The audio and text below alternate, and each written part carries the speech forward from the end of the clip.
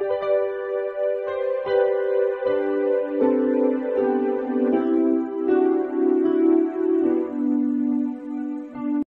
Students, প্রথমেই UK educational টিপসের পক্ষ থেকে তোমাদের সকলকে স্বাগত জানাই। বাঁকুড়া ইউনিভার্সিটির সেকেন্ড সেমিস্টারের এমডিসি পলিটিক্যাল সায়েন্স সাজেশান হিসাবে আজকে যে প্রশ্নগুলো দিয়েছি তোমরা লক্ষ্য করো। এটি তোমাদের এমডিসি পলিটিক্যাল সায়েন্সের লাস্ট মিনিট সাজেশান। এখানে যে প্রশ্নগুলো দিয়েছে প্রত্যেকটাই ভেরি ইম্পর্টেন্ট, অর্থাৎ তোমরা গুরুত্ব সহকারে লক্ষ্য করবে এবং তৈরি করে নেবে। প্রথমে হচ্ছে ইউনিট 1 হচ্ছে আন্তর্জাতিক সম্পর্কের বিবর্তন এবং পদ্ধতি। এখানে প্রথমে 5 নম্বর মানের যে প্রশ্নগুলো দিয়েছি সেগুলো দেখো। 5 এবং 10 নম্বর মানের প্রথম প্রশ্ন হচ্ছে আন্তর্জাতিক সম্পর্ক একটি স্বতন্ত্র শৃঙ্খলা হিসাবে কিভাবে আত্মপ্রকাশ করে। এই প্রত্যেকটা প্রশ্ন ভেরি ইম্পর্টেন্ট। 2 নম্বর হচ্ছে আন্তর্জাতিক সম্পর্ক সংক্রান্ত আদর্শবাদী ধারণাটি আলোচনা করো, অথবা আন্তর্জাতিক সম্পর্কের আদর্শবাদী দৃষ্টিভঙ্গি ব্যাখ্যা করো, যে কোনোভাবে আসতে পারে। নেক্সট হচ্ছে সিদ্ধান্ত গ্রহণ তত্ত্ব বলতে কী বোঝো, অথবা সিদ্ধান্ত গ্রহণমূলক তত্ত্ব কী তার সংক্ষেপে আলোচনা করো। এগুলো 5 নম্বর মানের হিসাবে করবে। নেক্সট হচ্ছে নয়া বাস্তববাদ তত্ত্বের মূল প্রতিপাদ্য কী, অথবা এভাবেও আসতে পারে আন্তর্জাতিক সম্পর্কের নয়া বাস্তববাদী তত্ত্বের উপর একটি সংক্ষিপ্ত টিকা লেখো। পরবর্তী প্রশ্ন আদর্শবাদ ও বাস্তববাদের মধ্যে পার্থক্য লেখো। এগুলো সব 5 নম্বর হিসেবে 5 নম্বর মানের হিসাবে করে রাখবে। এইবার আন্তর্জাতিক সম্পর্কে বাস্তববাদী তত্ত্বের সংক্ষিপ্ত আলোচনা করো। এবার হচ্ছে দেখো 10 নম্বর মানের কটা দিয়েছি। আন্তর্জাতিক সম্পর্ক একটি স্বায়ত্তশাসিত শৃঙ্খলা হিসাবে কিভাবে বিবর্তিত হয়েছে বিশ্লেষণ করো। ভেরি ইম্পর্টেন্ট প্রশ্ন, খুব ভালো করে করবে। আন্তর্জাতিক সম্পর্ক পাঠের ক্ষেত্রে বাস্তববাদ সম্পর্কে মর্গেনথাউ তত্ত্বটি আলোচনা করো। ভেরি ইম্পর্টেন্ট প্রশ্ন। অথবা এভাবেও আসতে পারে আন্তর্জাতিক সম্পর্কের বিকাশে বাস্তববাদী তত্ত্বের অবদান সংক্ষেপে মূল্যায়ন করো। এগুলো 10 নম্বর মানে ভালোভাবে করে রাখবে। এবার হচ্ছে আন্তর্জাতিক সম্পর্কের বিবর্তন আলোচনা করো। আর নেক্সট হচ্ছে আদর্শবাদ ও বাস্তববাদের মধ্যে তুলনামূলক আলোচনা করো। এই কটা 10 নম্বর মানে হিসাবে করবে, খুব ইম্পর্টেন্ট প্রশ্ন এগুলো। এবার দ্বিতীয় অধ্যায় ঠান্ডা যুদ্ধ এবং ঠান্ডা যুদ্ধ পরবর্তী যুগ।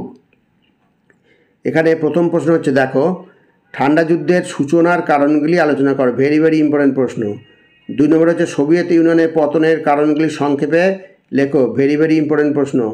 নেক্সট হচ্ছে ঠান্ডা যুদ্ধ পরবর্তী বিশ্বের আন্তর্জাতিক ব্যবস্থার বৈশিষ্ট্য কী ছিল। প্রত্যেকটাই ইম্পর্টেন্ট প্রশ্ন। নেক্সট হচ্ছে চীন আর ইউরোপীয় ইউনিয়ন, এখানে দুটোই করে রাখবে। চীন অথবা ইউরোপীয় ইউনিয়ন কিভাবে একটি উদীয়মান শক্তি হিসাবে আত্মপ্রকাশ করলো সংক্ষেপে লেখো। দুটি ভালো করে করবে। রাশিয়া কিভাবে ঠান্ডা যুদ্ধ পরবর্তী যুগে নিজেকে নতুনভাবে প্রতিষ্ঠিত করে, খুব সুন্দরভাবে করবে। অথবা ঠান্ডা যুদ্ধ পরবর্তীকালে রাশিয়ার আন্তর্জাতিক ভূমিকায় কী পরিবর্তন এসেছে। নেক্সট হচ্ছে ঠান্ডা যুদ্ধের উৎপত্তি ও কারণসমূহ সংক্ষেপে আলোচনা করে। ভেরি ইম্পর্টেন্ট প্রশ্ন। এটা 10 নম্বর মানে হিসাবে খুব ভালো করে রাখবে। তারপর আর একটা ইম্পর্টেন্ট প্রশ্ন হচ্ছে ঠান্ডা যুদ্ধের বিভিন্ন পর্যায়গুলি বিশ্লেষণ করো। খুব ভালো করে করবে। সোভিয়েত ইউনিয়নের পতন ও তার প্রভাব বিশ্লেষণ করো। সোভিয়েত ইউনিয়নের পতন তোর 5 নম্বর মানে করা আছে, আর এর সঙ্গে তার প্রভাবটা করলে পরে 10 মানের হয়ে যাবে। সোভিয়েত ইউনিয়নের পতন এবং তার প্রভাব বিশ্লেষণ করো। নেক্সট ঠান্ডা যুদ্ধ পরবর্তী বিশ্বের পরিবর্তন সময় আলোচনা করো। ভেরি ইম্পর্টেন্ট প্রশ্ন। অথবা এইভাবে আসতে পারে বিশ্বায়নের প্রেক্ষাপটে ঠান্ডা যুদ্ধ পরবর্তী আন্তর্জাতিক সম্পর্কের পরিবর্তনগুলো আলোচনা করো। আর একটা প্রশ্ন হচ্ছে ঠান্ডা যুদ্ধ পরবর্তী যুগে উদীয়মান শক্তি কেন্দ্র হিসাবে ইউরোপীয় ইউনিয়ন, চীন ও রাশিয়ার ভূমিকা আলোচনা করো। খুব ভালো করে এটা করবে। ঠান্ডা যুদ্ধ পরবর্তী যুগে উদীয়মান শক্তিকেন্দ্র হিসাবে ইউরোপীয় ইউনিয়ন, চীন ও রাশিয়ার ভূমিকা আলোচনা করো। বা এখানে রাশিয়ার ইউরোপীয় ইউনিয়ন, চীন ও রাশিয়ার তুলনামূলক আলোচনা করো, যে কোনোভাবে আসতে পারে। খুব ভালো করে করবে, এটা করে রাখবে। এইবার নেক্সট হচ্ছে তোমাদের লাস্ট ইউনিট 3 পররাষ্ট্রনীতি অর্থাৎ ফরেন পলিসি। এখানে প্রথম প্রশ্নই হচ্ছে বৈদেশিক নীতি বা পররাষ্ট্রনীতি কী। এর প্রধান উপাদানগুলি সংক্ষেপে আলোচনা করো। ভালো করে করবে। তারপরে হচ্ছে পররাষ্ট্রনীতি বা বৈদেশিক নীতি বলতে কী বোঝো, এগুলো সব 5 নম্বর মানে করবে। কূটনীতির দুটি প্রধান উদ্দেশ্য উল্লেখ করো। কূটনীতির সংজ্ঞা দাও বা কূটনীতি বলতে কী বোঝো, অথবা কূটনীতি সম্পর্কে সংক্ষেপে আলোচনা করো। এটা খুব ভালো করে করবে, এটা 5 নম্বর মানে হিসাবে। নেক্সট হচ্ছে আর একটা ইম্পর্টেন্ট প্রশ্ন, কূটনীতি ও বৈদেশিক নীতির পারস্পরিক সম্পর্ক আলোচনা করো। 5 নম্বর মানে করবে। আবার কূটনীতি ও বৈদেশিক নীতির মধ্যে পার্থক্য আলোচনা করো। তাহলে সম্পর্ক আর হচ্ছে পার্থক্য, এই দুটো আলাদাভাবে 5 নম্বর মানেও আসতে পারে, আবার একসঙ্গে 10 নম্বর মানে আসতে পারে। তাহলে 5 নম্বর মানে করা থাকলে তোমার 10 নম্বর মানে আসলে পারে লিখতে পারবে। নেক্সট হচ্ছে 6 নম্বর হচ্ছে কূটনীতির সংজ্ঞা দাও। কূটনীতির বিভিন্ন প্রকারভেদগুলি বিস্তারিত আলোচনা করো উদাহরণসহ। ভেরি ভেরি ইম্পর্ট্যান্ট, এটা অবশ্যই করবে, এটা মোস্ট ইম্পর্ট্যান্ট প্রশ্ন, এটা বাদ দিয়ে পরীক্ষা হলে যাবে না।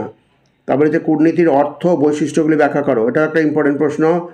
পররাষ্ট্রনীতির প্রধান নির্ধারকগুলি ব্যাখ্যা করো। ভেরি ভেরি ইম্পর্ট্যান্ট প্রশ্ন, খুব ভালো করে করবে। পররাষ্ট্রনীতির প্রধান নির্ধারকগুলি ব্যাখ্যা করো উদাহরণসহ। অথবা পররাষ্ট্রনীতির দুটি গুরুত্বপূর্ণ নির্ধারক ব্যাখ্যা করো। এটা দুটো দিয়ে 5 নম্বরে আসতে পারে, আর পুরোটা প্রধান নির্ধারকগুলি ব্যাখ্যা করো, এটা 10 নম্বর মানে আসতে পারে। অতএব এটা করা থাকলে 5, 10 যেখানে আসো লিখতে পারবে। এবার 9 নম্বর হচ্ছে ভারতের পররাষ্ট্রনীতিতে ভূ রাজনৈতিক ও অর্থনৈতিক নির্ধারকের প্রভাব আলোচনা করো। এটাও খুব ভালো করে রেডি করে রাখবে, এটাও একটা ইম্পর্টেন্ট প্রশ্ন। আন্তর্জাতিক সম্পর্ক ও বৈদেশিক নীতির মধ্যে সম্পর্ক আলোচনা করো। প্রত্যেকটা প্রশ্ন ভেরি ভেরি ইম্পর্টেন্ট। আন্তর্জাতিক সম্পর্ক বৈদেশিক নীতির মধ্যে সম্পর্ক আলোচনা করো, এটাও খুব ভালো করে তোমার রেডি করে। এই 4টে 5টা করে প্রশ্ন দেওয়া আছে প্রতিটা ইয়ে থেকে 5, 10 হিসাবে। অথবা এগুলো তোমরা অবশ্যই করবে, যেগুলো বলেছি সেগুলো আরও গুরুত্বভাবে করবে, আর যেগুলো যদি সব না পারো তাহলে অন্তত দেখেও যাবে।